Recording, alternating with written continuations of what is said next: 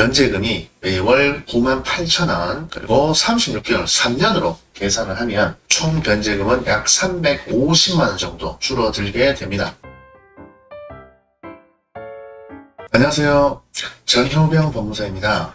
보건복지부에서는 그 다음 해, 그러니까 내년에 기준 중위소득 등을 매년 8월 발표하는데요. 올해 2024년 8월에도 2025년 기준 중위소득을 발표하였습니다. 개인회생할 때는 보건복지부에서 발표하는 중위소득을 기준으로 최저생계비를 정하는데요. 기준 중위소득 전부를 반영하는 것이 아니라 기준 중위소득의 60%만 개인회생 최저생계비로 인정을 해줍니다. 개인회생할 때 매월 내는 변제금은 원칙적으로 매월 벌어들이는 수입에서 최저생계비를 뺀 나머지 금액을 모두 변제금으로 투입하게 되는데요. 이렇게 기준 중위소득이 올라가면 개인회생 최저생계비도 같은 비율로 올라가기 때문에 만약에 2024년과 2025년에 소득이 동일하다면 개인회생으로 매월 변제하는 변제금도 그 비율에 따라 줄어들게 됩니다. 그러면 2024년 현재와 2025년 내년에 동일한 소득이라는 가정하에 매월 변제금이 얼마나 줄어드는지 알아보겠습니다. 우선 1인 가구 기준으로 2024년 보건복지부 기준 중위소득은 222만 8천원이고요. 법원에서 인정하는 2024년 개인회생 최저생계비는 그 60%인 133만 7천원입니다. 그러면 2025년에는 보건복지부 기준 중위소득이 얼마나 올랐는지 보시면 1인 가구 기준으로 2024년보다 7% 정도 오른 239만 2천원이고요.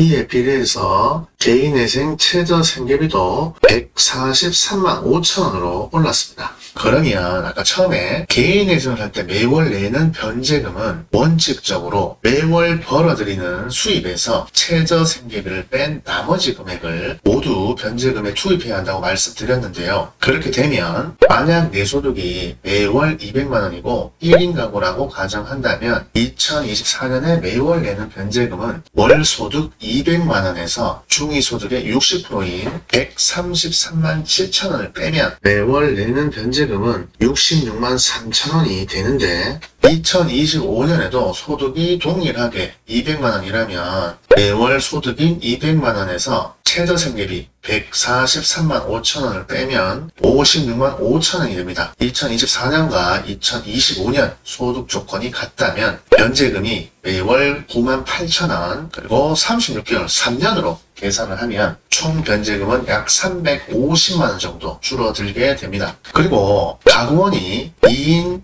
3인, 4인, 5인, 6인 가구 등으로 가구원의 수가 늘어나면 기준 중위소득도 올라가는데 이에 비례해서 개인회생 최저생계비도 더 올라가게 되는데요. 그런데 개인회생할 때의 가구원은 그냥 같이 사는 가족이 아니라 실제 부양 가족만을 의미합니다. 따라서 배우자나 자녀가 있더라도 자녀가 미성년자가 아니라 성인이라면 부양가족으로 인정이 되지 않고 배우자 또한 일을 할 수 있는 연령대라면 부양가족으로 인정이 되지 않습니다. 그리고 만약에 미성년 자녀가 2명이라면 미성년 자녀 2명 모두 부양가족으로 인정되는 것은 아닙니다. 왜냐하면 부부는 함께 자녀를 부양할 의무가 있기 때문입니다. 따라서 만약에 미성년 자녀가 2명이라면 이 경우에는 미성년 자녀 1명만 부양가족으로 인정하는 것이 기본 원칙입니다. 그런데 예외적으로 자녀가 너무 어려서 배우자가 일을 할 수 없고 육아에만 전념해야 한다면 어린 자녀와 배우자까지도 부양가족에 포함시킬 수도 있습니다. 이렇게 되면 배우자 미성년자 본인까지 3인 가구로 인정이 될 수도 있습니다. 그러면 3인 가구 최저생계비인 300만원으로 인정이 되는 것입니다.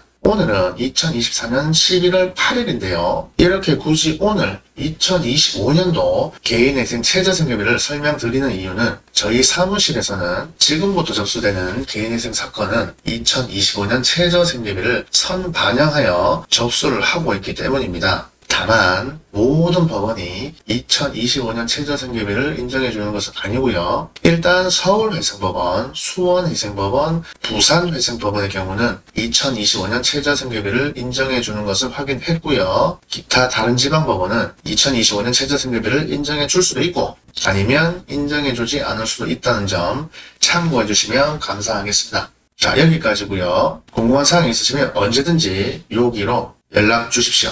감사합니다.